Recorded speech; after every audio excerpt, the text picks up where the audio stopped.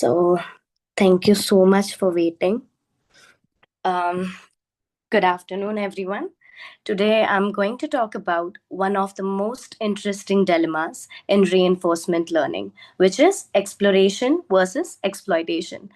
We'll just explore how this balance works, why it's tricky, and even look at how Yahoo used it to make better decisions in real life. So, first, let's see. In reinforcement learning, agents face two key strategies.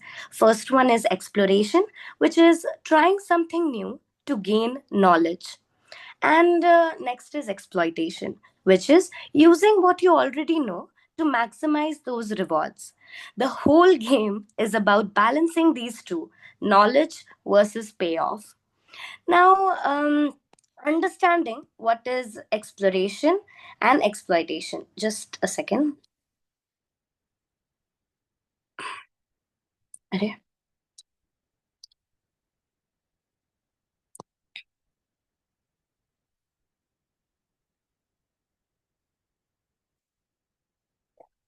So, understanding the exploration and exploitation. Let me make this simple.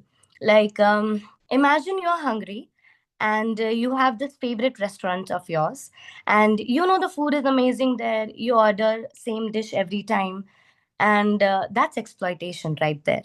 Because sticking to what you feel is safe is a classic example of exploitation. But then maybe you want to try a new restaurant that you have never been to, or new dishes that you have never ate. What if it's even better? That's exploration. Now the catch is, if you always explore, you might waste time on bad food, or you might waste energy, your money also, and you might never find a better taste. And if you always exploit, you might miss out on something even better. This is the essence of this dilemma. So, yeah, why is it a dilemma? So, in reinforcement learning, agents, the agents don't have unlimited time or resources. They have a limited amount of time and resources, so they can't explore forever. They need to quickly figure out how much do I need to explore, or when should I just exploit, when should I just gain maximum rewards. So too much exploitation is wasted effort, and too much exploration is wasted effort, and too much exploitation is just missed opportunities. So finding that sweet spot is the dilemma. And to solve this dilemma, there is an algorithm called multi-armed bandit problem. An interesting fact that it's called bandit because the slot machine has one lever and it takes all of your money. So that is why it's called bandit. So here's how computer scientists model this dilemma. It is like, imagine you have a row of slot machines like the gamblers play on, and each one gives you a random reward. Like sometimes you don't win a reward at all, or sometimes it's just a random payout. But you don't know which one is best. You will just choose the machine, pull the pull the lever, and expect an uncertain award. Your challenge is to keep playing until you find a good machine and until you find the total maximum reward for what you say, the best machine which will give you maximum reward. Um but this is different from A/B testing. A/B testing is when you split the, what do you call it, um um A/B testing is like, you stick to that assignment until the end. You just 50-50 your data, and you just put it through to say that which one is good option and which one is bad option.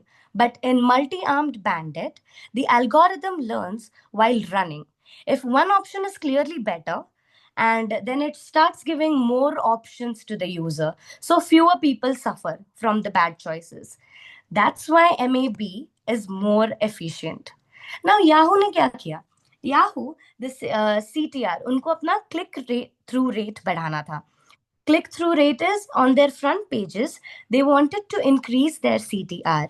Now, what would happen once they would sort the articles? They would be like, okay, I want to put more CTR articles, sorry, more CTR received articles in the front. But other ads will go unexplored, right? So, to solve this, what MAB does is 10% exploitation and 90% exploration. It also, acknowledges greedy approach.